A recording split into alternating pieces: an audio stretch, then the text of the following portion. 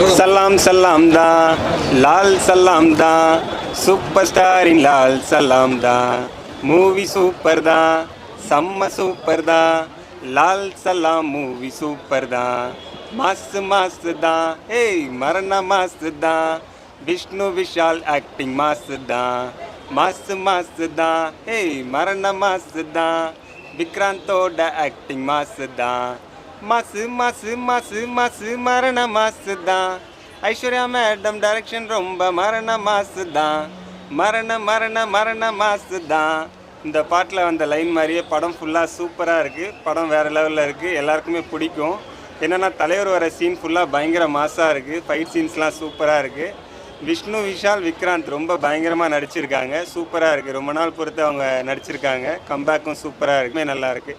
ஓவராலாக படம் சூப்பர் தான், நல்லா இருக்குது.